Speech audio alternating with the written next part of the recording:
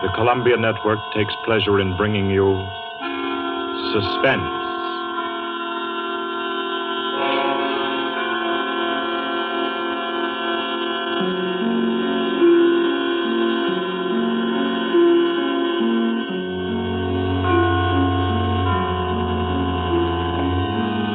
Suspense, Columbia's parade of outstanding thrillers, produced and directed by William Spear and scored by Bernard Herrmann. The notable melodramas from stage and screen, fiction and radio, presented each week to bring you to the edge of your chair, to keep you in suspense.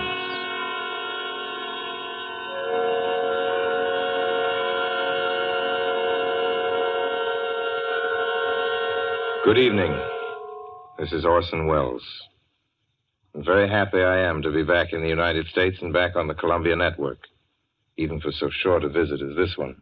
Back with old friends like Johnny Dietz, who's tonight's director, and Bernard Herrmann. The Mercury Theater presented tonight's radio play for the first time last year. We came right out then and hailed it as a classic of the medium. Nobody argued the point. A lot of people asked us to do it again, so it's gratifying to get the chance now and to find a favorite of ours in this distinguished anthology of spook shows. Personally, I've never met anybody who didn't like a good ghost story, but I know a lot of people who think there are a lot of people who don't like a good ghost story. For the benefit of these, at least, I go on record at the outset of this evening's entertainment with the sober assurance that although blood may be curdled on this program, none will be spilt. There's no shooting, knifing, throttling, axing, or poisoning here. No clanking chains, no cobwebs, no bony and or hairy hands appearing from secret panels, or better yet, bedroom curtains. If it's any part of that dear old phosphorescent foolishness that people who don't like ghost stories don't like, then again, I promise you, we haven't got it. Not tonight. What we do have is a thriller. It's half as good as we think it is. You can call it a shocker. It's already been called a real Orson Welles story. Now, frankly, I don't know what this means. I've been on the air directing and acting in my own shows for quite a while now, and I don't suppose I've done more than half a dozen thrillers in all that time. Honestly, I don't think even that many, but it seems I do have a reputation for the uncanny. Quite possibly, a little escapade of mine involving a couple of planets, which shall be nameless, is responsible. Doesn't really matter. Don't think I disapprove of thrillers. I don't. A story doesn't have to appeal to the heart. It can also appeal to the spine. Sometimes you want your heart to be warmed, and sometimes you want your spine to tingle. The tingling, it's to be hoped, will be quite audible as you listen tonight to The Hitch-Hiker. That's the name of our story, The Hitch-Hiker.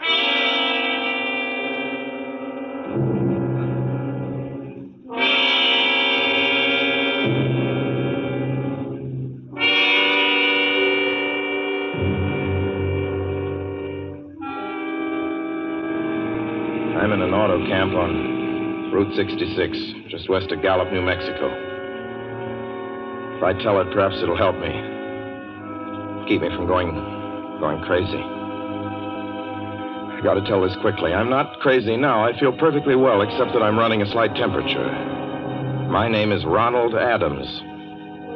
I'm 36 years of age, unmarried, tall, dark, with a black mustache. I drive a 1940 Buick, license number 6Y175189. I was born in Brooklyn. All this I know. I know that I'm at this moment perfectly sane. That it's not me who's gone mad.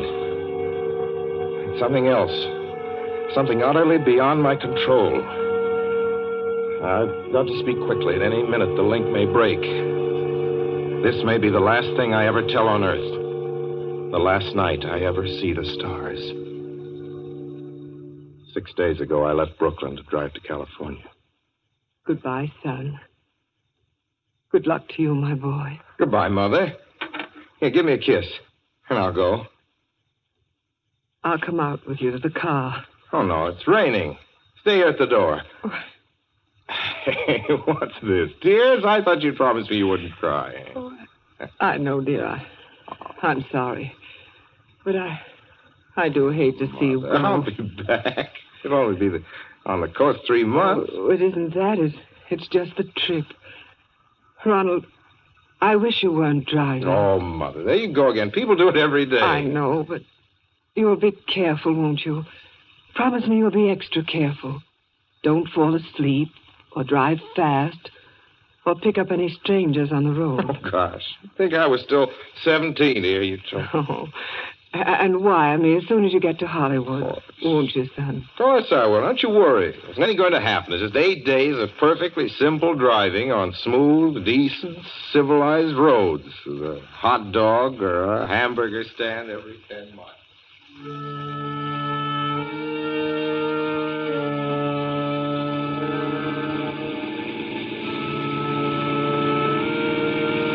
I was in fine spirits.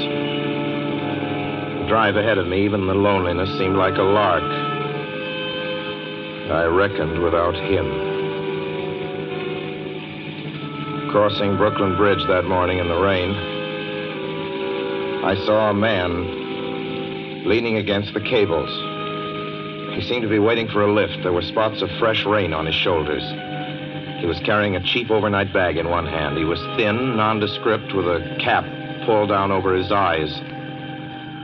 I would have forgotten him completely, except that just an hour later, while crossing the Pulaski Skyway over the Jersey Flats, I saw him again. At least, he looked like the same person. He was standing now with one thumb pointing west. I couldn't figure out how he got there, but I thought probably one of those fast trucks had picked him up, beaten me to the Skyway, and let him off. I didn't stop for him. Then late that night, I saw him again. It's on the new Pennsylvania Turnpike between Harrisburg and Pittsburgh. It's 265 miles long with a very high speed limit. I was just slowing down for one of the tunnels when I saw him, standing under an arc light by the side of the road. I'd seen quite distinctly the bag, the cap, even the spots of fresh rain spattered over his shoulders. He hallooed at me this time. Hello! Hello! I stepped on the gas like a shot. That's lonely country through the Alleghenies, and I had no intention of stopping. Besides, the coincidences or whatever it was gave me the willies. Stopped at the next gas station.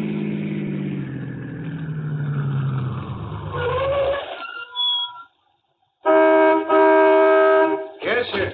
Fill her up. Certainly, sir. Check your oil, sir? No, thanks.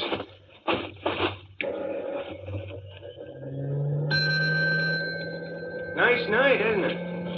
Yes. It hasn't been raining here recently, has it? Not a drop of rain all week. Oh? Oh, I suppose that doesn't done your business any harm.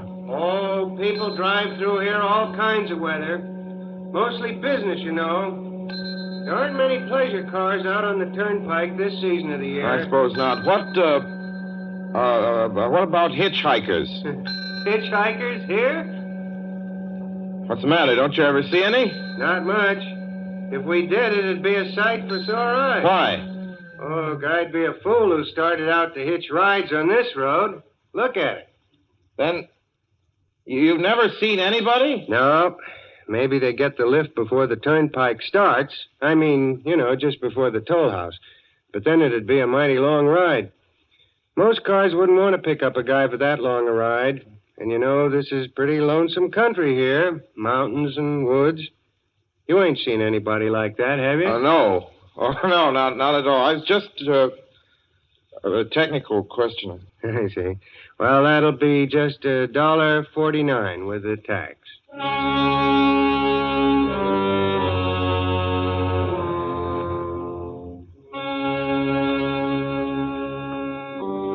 The thing gradually passed through my mind as sheer coincidence. I had a good night's sleep in Pittsburgh. I didn't think about the man all next day until just outside of Zanesville, Ohio, I saw him again. It was a bright, sunshiny afternoon. The peaceful Ohio fields, brown with the autumn stubble, lay dreaming in the golden light. I was driving slowly, drinking it in, when the road suddenly ended in a detour. In front of the barrier, he was standing.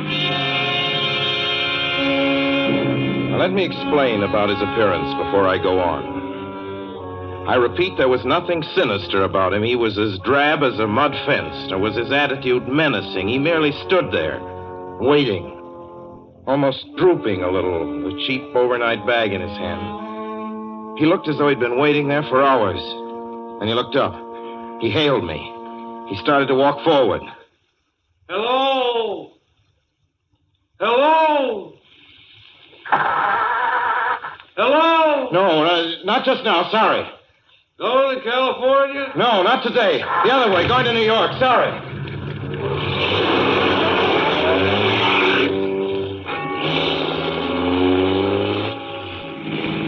After I got the car back on the road again, I felt like a fool. Yet the thought of picking him up, of having him sit beside me, was somehow unbearable. At the same time, I felt more than ever unspeakably alone.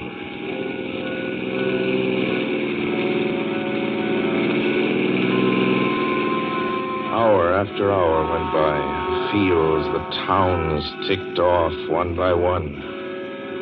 The light changed. I knew now that I was going to see him again.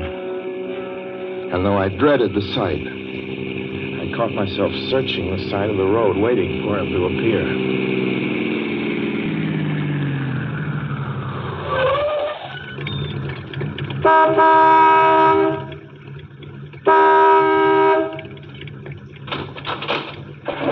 Yeah, what is it? What do you want? Sell sandwiches and pop here, don't you? Yeah, we do in the daytime. But we're closed up now for the I night. know, but I was wondering if you could possibly have a cup of coffee, black coffee, just... No, not this time of night, mister. My wife's the cook. She's in bed. No, don't shut the door, please. Listen, just a minute ago... just a minute ago, there was a man standing here right beside the stand, a suspicious-looking man. I don't mean to disturb it. You see, I was driving along when I just happened to look, and there he was. How's he doing? Well, nothing. You've been taking a nip. That's what you've been doing. Now, on your way before I call out Sheriff Oates.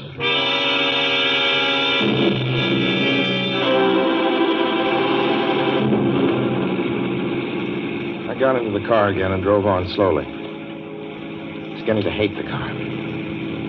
If I could have found a place to stop, to rest a little. I was in the Ozark Mountains of Missouri now.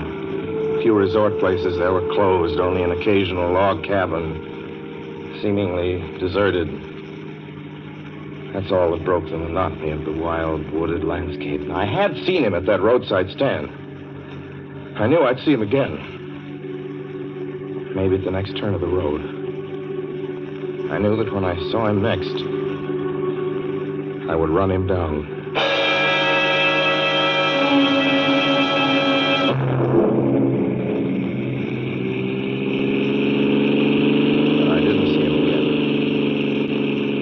See him until late next afternoon.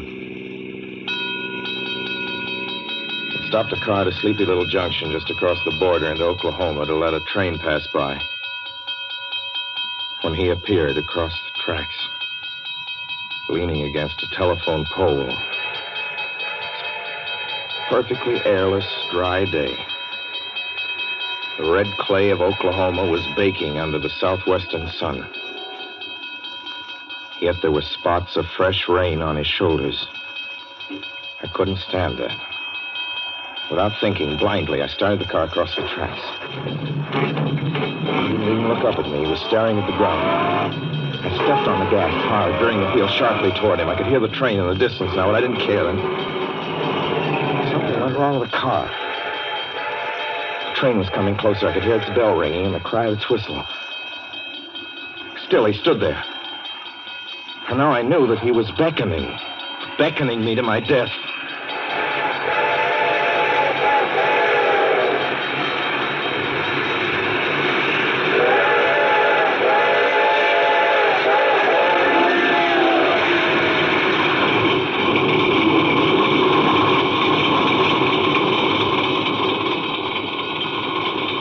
No, I frustrated him that time.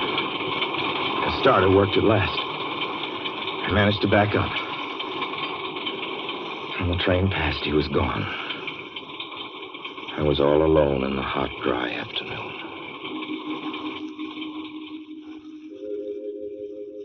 After that, I knew I had to do something.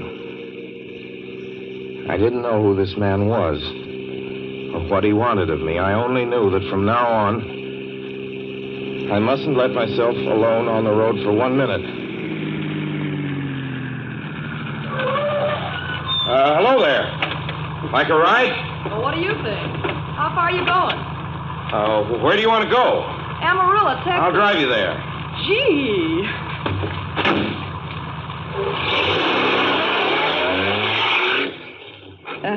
You mind if I take off my shoes? My dogs are killing me. Go right ahead. Oh, gee, what a break You this is. hitchhike much? Sure, only it's tough sometimes in these great open spaces to get the break. I should think it would be, though I'll bet you get a good pickup in a fast car. If you did, you could get places faster than, say, another person in another car, couldn't you? I don't get you. Well, take me, for instance. Suppose I'm driving across the country, say, at a nice, steady clip, about 45 miles an hour. Couldn't a girl like you just standing beside the road waiting for Liz beat me to town? Or any town, provided she got picked up every time in a car doing from 65 to 70 miles an hour? I don't know. What difference does it make? Oh, no difference. It's just a crazy idea I had sitting here in the car. Imagine spending your time in a swell car thinking of things like that. What would you do instead? What would I do? If I was a good-looking fella like yourself, why, I just enjoy myself every minute of the time. I'd sit back and relax. And if I saw a good-looking girl along the side of the road... Hey, look out! Did you see him? See who? A man standing beside the barbed wire fence. I didn't see anybody. There wasn't nothing but a bunch of cows and a wire fence. No? What'd you think you was doing? Trying to run into the barbed wire There's a man fence? there, I tell you. A thin gray man with an overnight bag in his hand. And I was trying to run him down. Run him down? You mean kill him? Say you didn't see him back there? You sure? I didn't see a soul. As far as that's Watch concerned... for him the next time and keep watching. Keep your eyes peeled on the road. He'll turn up again. Maybe any minute now. There! Look there!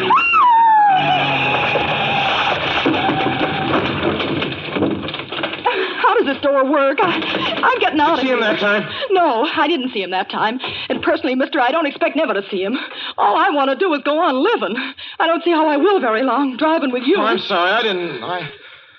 I don't know what came over me, but please don't go. So if you'll excuse me... You can't go. Listen, how would you like to go to California? I'll drive you to California. Seeing pink elephants all the way? No, thanks. Thanks just the same. Listen, please, just 1 minute, please. You know what I think you need, big boy? Not a girlfriend. Just a good dose of sleep. Please. There. I got it now. No, you can't go. Please, Keep come your back. hands off me. Do you hear? Leave your hands off.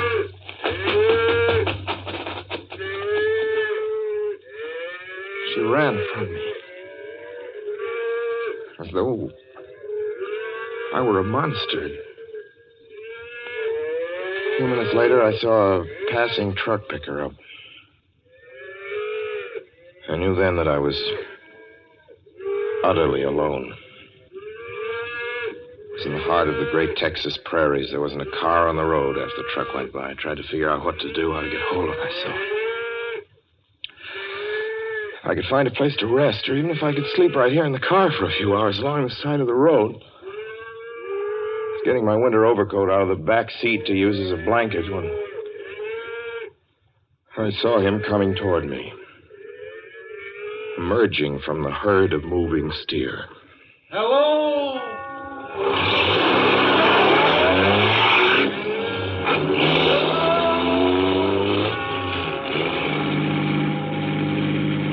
Maybe I should have spoken to him then. Fought it out then and there. For now, he began to be everywhere. Wherever I stopped, even for a moment, for gas, for oil, for a drink of pop, a cup of coffee, sandwich, he was there. I saw him standing outside the auto camp in Amarillo that night when I dared to slow down. I was sitting near the drinking fountain of a little camping spot just inside the border of New Mexico. He was waiting for me outside the Navajo reservation where I stopped to check my tires. I saw him in Albuquerque when I bought 20 gallons of gas. I was afraid to stop now. I began to drive faster and faster. I was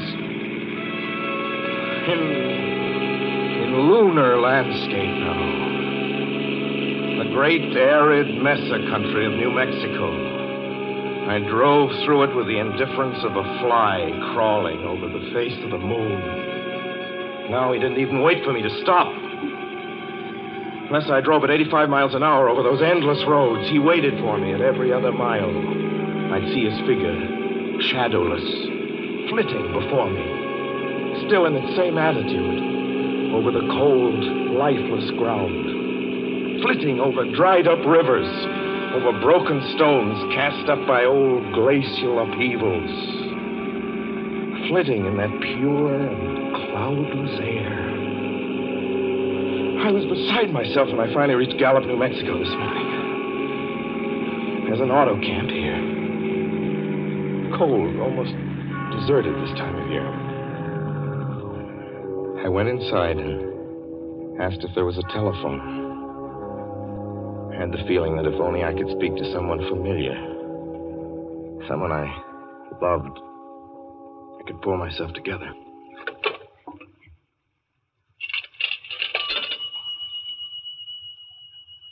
Your call, please. Long distance. Long distance, certainly. This is long distance. I'd like to put in a call to my home in Brooklyn, New York. I'm Ronald Adams. The number is Beechwood 200828. Certainly, I will try to get it for you. Albuquerque. New York for Gallup. New York. Gallup, New Mexico, calling Beechwood 20828. I'd read somewhere that love could banish demons. It's the middle of the morning. I knew Mother would be home. I pictured her tall and white-haired in her crisp house dress, going about her tasks. Be enough, I thought, just to hear the even calmness of her voice. Will you please deposit $3.85 for the first 3 minutes? When you have deposited $1.50, will you wait until I have collected the money?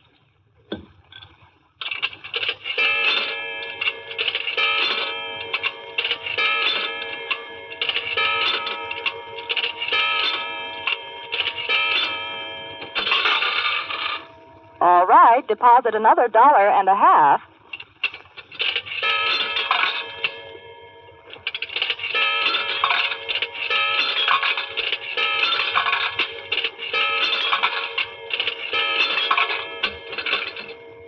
Will you please deposit the remaining 85 cents?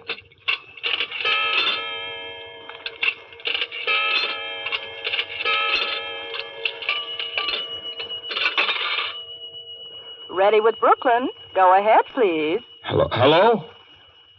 Mrs. Adams' residence. Hello, Mother? This is Mrs. Adams' residence. Who is it you wish to speak to, please? What? Oh, who's this? This is Mrs. Whinney. Mrs. Whinney? I don't know any Mrs. Whinney. Is this Beechwood 20828? Yes? Where's my mother? Where's Mrs. Adams? Mrs. Adams is not at home. She's still in the hospital. The hospital? Yes. Who is this calling, please? Is it a member of the family? Well, what's she in the hospital for? She's been prostrated for 5 days. Nervous breakdown. But who is this Nervous calling? breakdown? Well, my mother never was nervous. It's all taken place since the death of her oldest son, Ronald. Death of her oldest son, Ronald? Hey, what's this? What number is this? This is Beechwood 20828. It's all been very sudden. He was killed just 6 days ago in an automobile accident on the Brooklyn Bridge. Your 3 minutes are up, sir. Your 3 minutes are up, sir. Your 3 minutes are up, sir. And so I'm sitting here in this deserted auto camp in Gallup, New Mexico. I'm trying to think. I'm trying to get hold of myself. Otherwise, I'm going to go crazy. Outside, it's night. The vast, soulless night of New Mexico. 1 million stars are in the sky. Ahead of me stretch 1,000 miles of empty mesa. Mountains, prairies, desert. Somewhere among them, he's waiting for me. Somewhere I shall know who he is and who I am.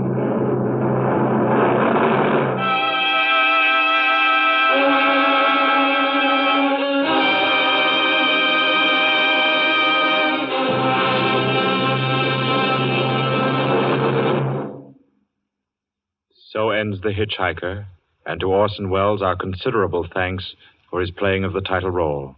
Mr. Welles? Help wanted. Men, women, and children. Nature of work, hard, monotonous, back-breaking labor. Hours, 75 a week minimum. Pay, few cents an hour. Added inducement, 2 meals a day, including several ounces of bad bread and a cup of thin soup. Don't delay. Apply at once. How'd you respond to a want ad like that, Mr. and Mrs. American working man and woman? You'd laugh, wouldn't you, and throw the paper in the trash basket. Dismiss the whole advertisement as some kind of a joke. But believe me, it's no joke. It's a simple statement of the working conditions that exist today in Nazi Germany and the conquered countries under Nazi rule. It's also an exact statement of the working conditions that will be imposed on you and every member of your family if the Nazis win this war. You yourself personally can stop them from winning, as you know.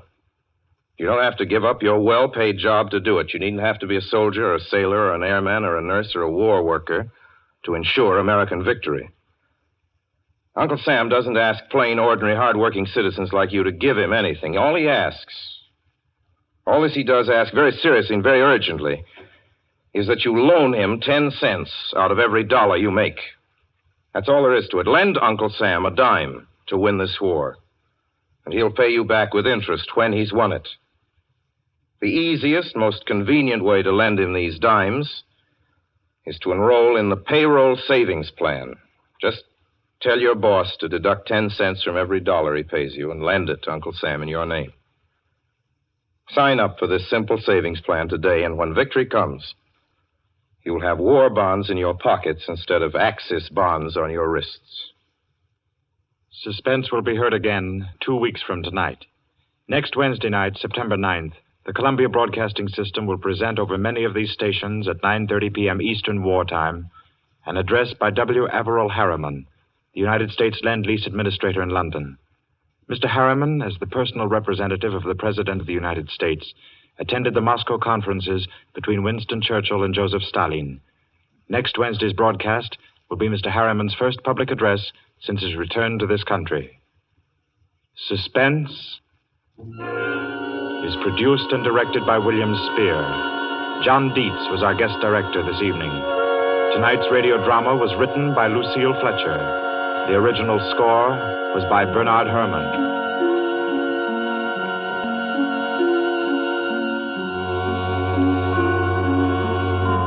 This is the Columbia Broadcasting System.